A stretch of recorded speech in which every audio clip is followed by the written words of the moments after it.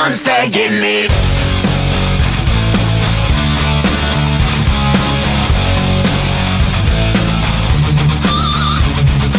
Hunky babe with the plastic boobs and the poison in her skin.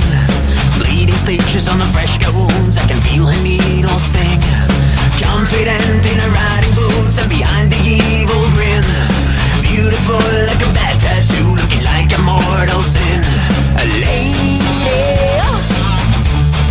unnatural and shady, and I think she's like a demon aphrodisiac.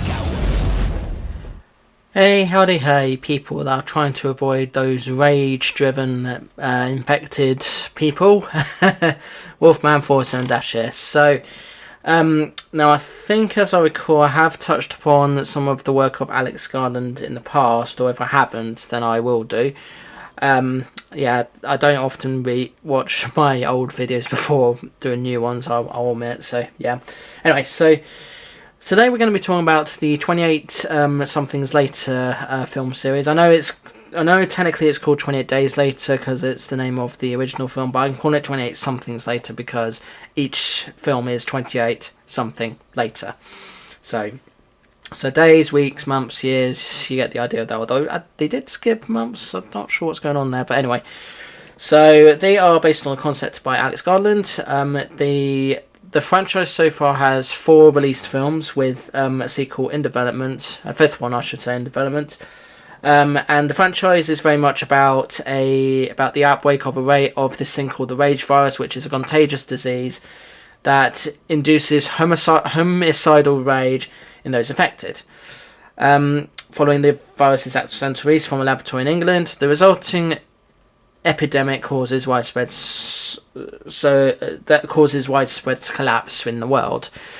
Yeah, you kind of get the idea with that. If you're familiar with how COVID played out and how this virus in India is apparently playing out, then you'll be familiar with this. It was the films existed to help reinvent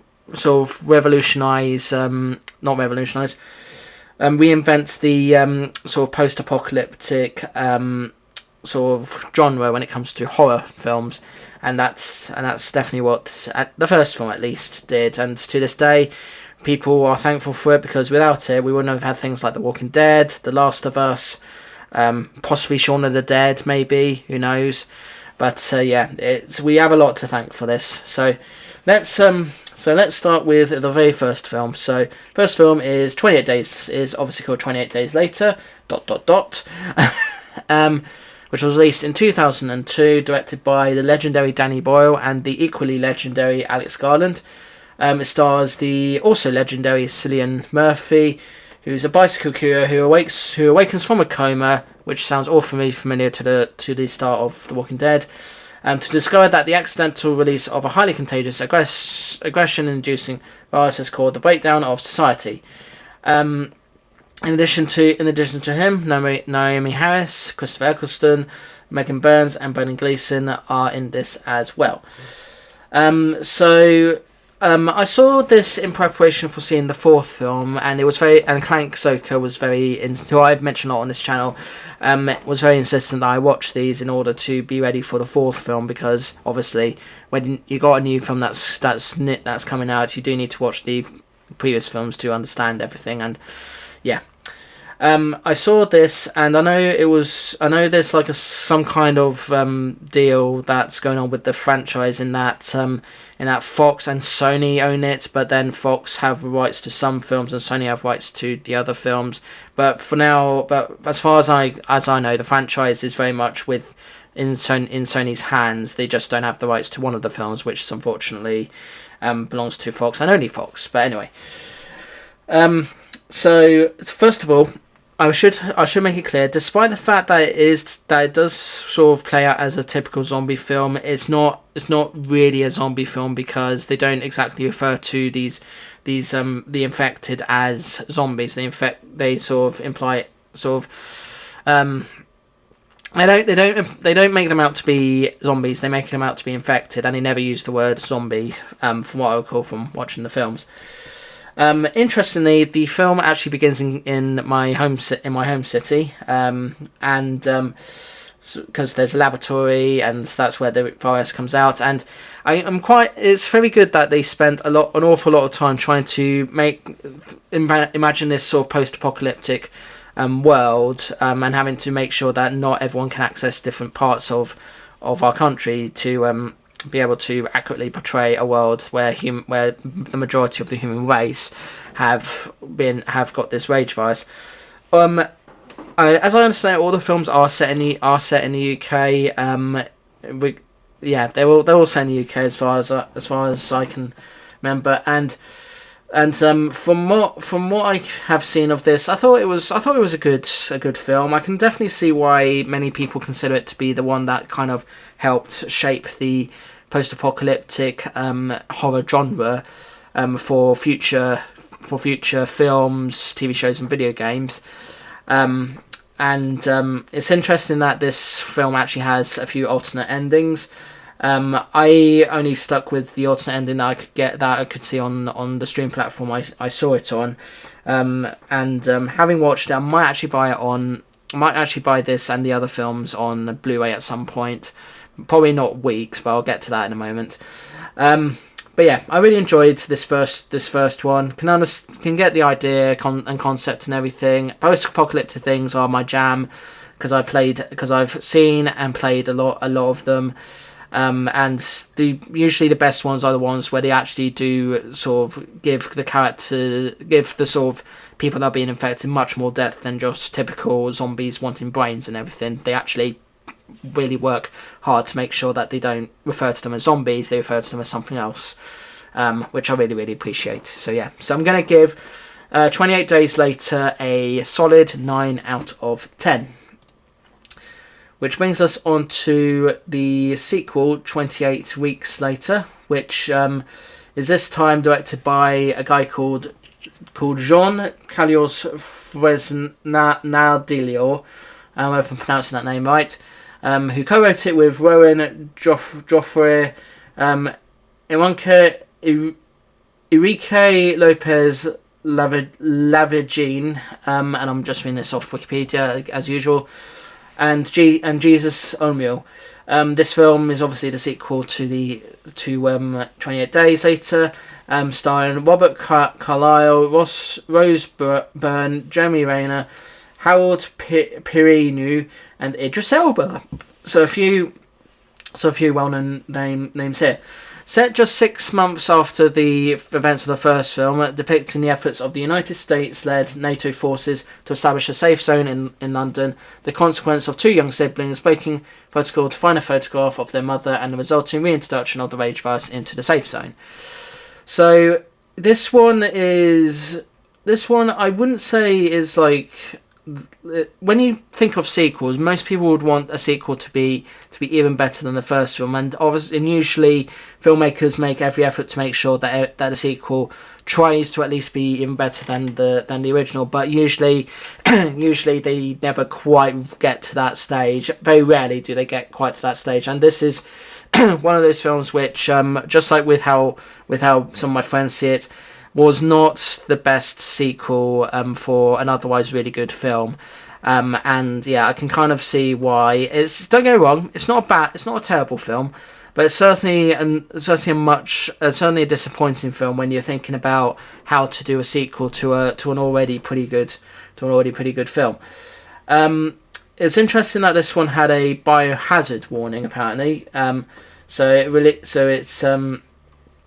So I guess you could say that was just in an attempt to sort of get people hyped as they go into the cinema to watch the film. And usually when cinemas are very much into their films, they will do every effort to ensure that the sort of theme make screens have a theme to the film, rather than how most cinemas do it, where they just show a big display of a poster or just have the posters framed and everything and then just leave it at that.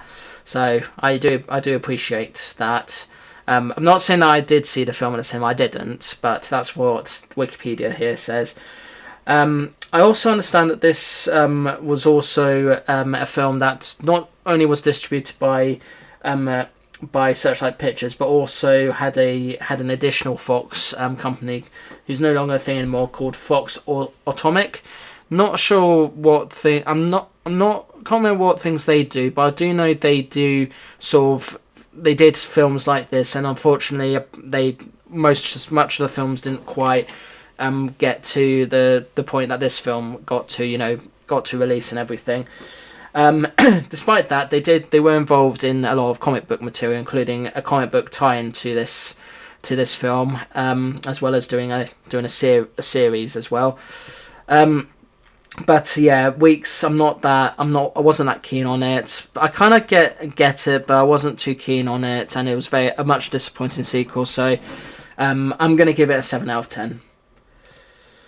Which brings us on to the recent film, which is 28 years later. So they skipped 28 months and moved on to 28 years, and I think that's okay, because they kind of wanted to make out that this film was set much longer, over a much longer period of time compared to what would have been months, especially considering that this is the first film we've had in a series in quite a long time, so the title makes sense. Anyway, so this time, in addition to being a post-apocalyptic horror film, it's also a coming-of-age film as well.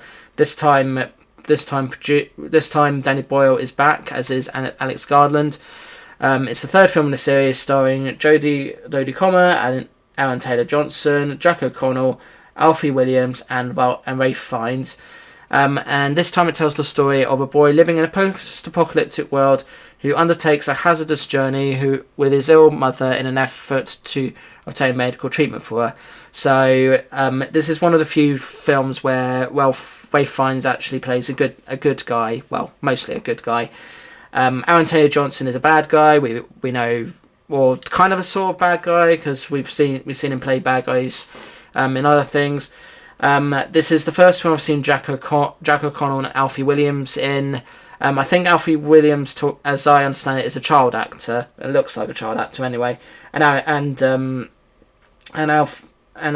Jack O'Connell. Well, I will admit, I'd actually thought that was Domhnall Gleeson to begin with, and that would have been an interesting connection to bring in for Brendan Gleeson, who was in the first film.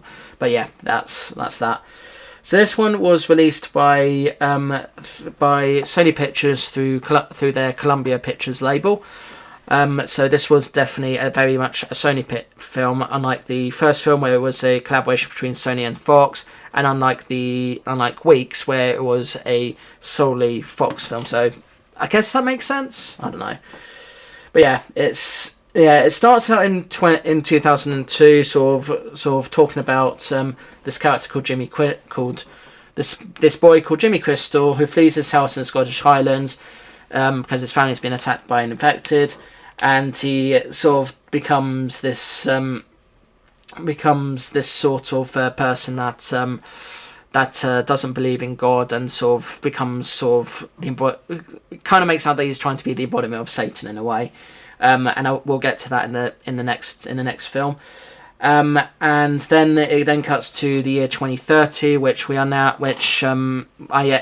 will admit, yes, we are now very close to reaching 2030. But fortunately, we're not in the 28 somethings universe, so don't worry.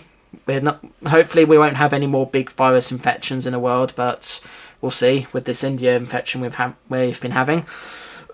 Anyway, so.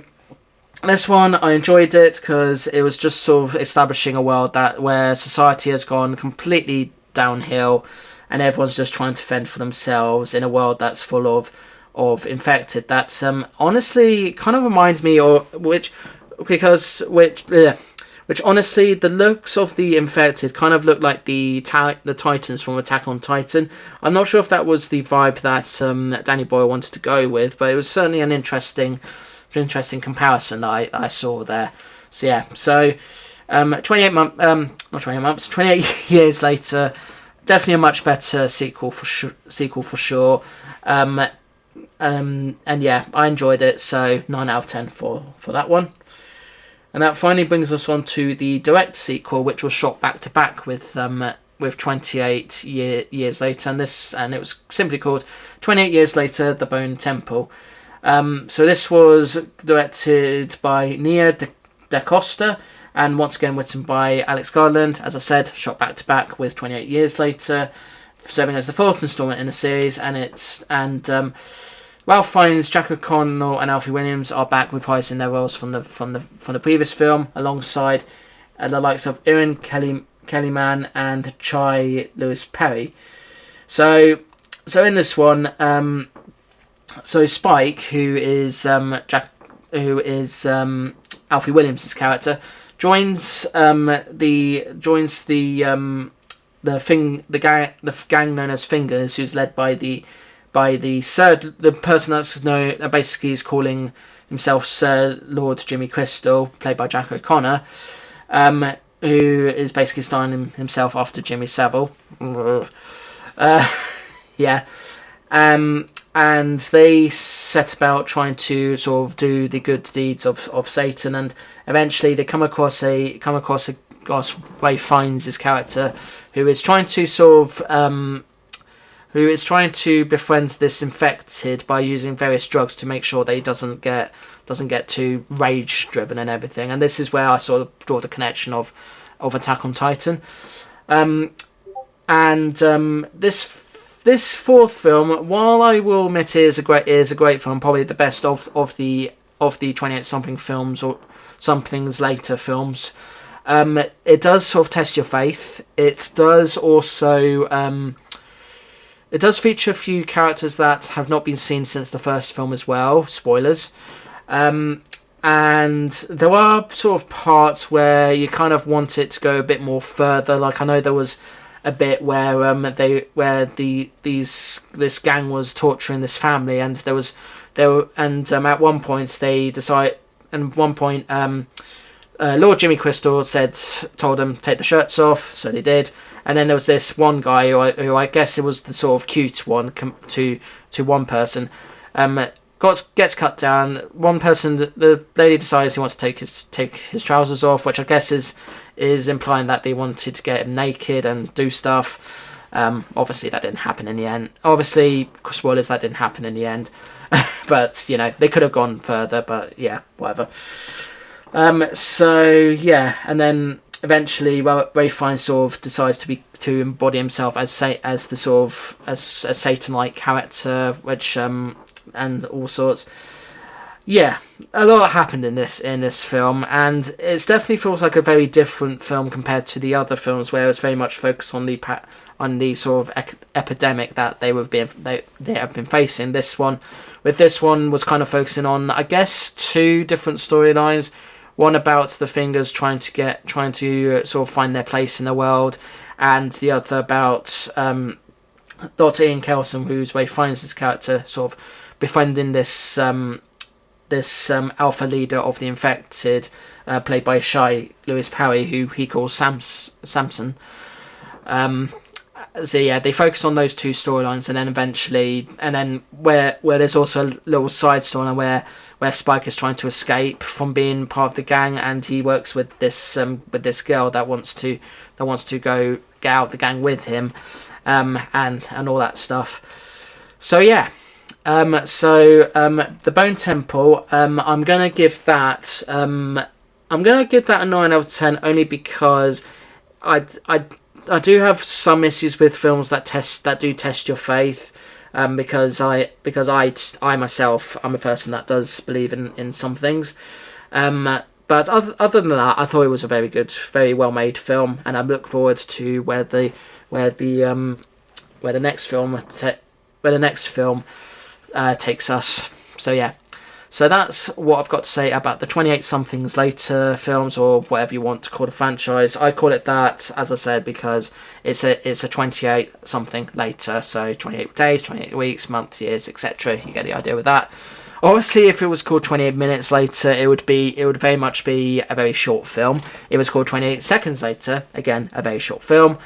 Milliseconds, it would just be non-existent. Months would have been interesting, but again, not sure if I would want to call it that, but whatever.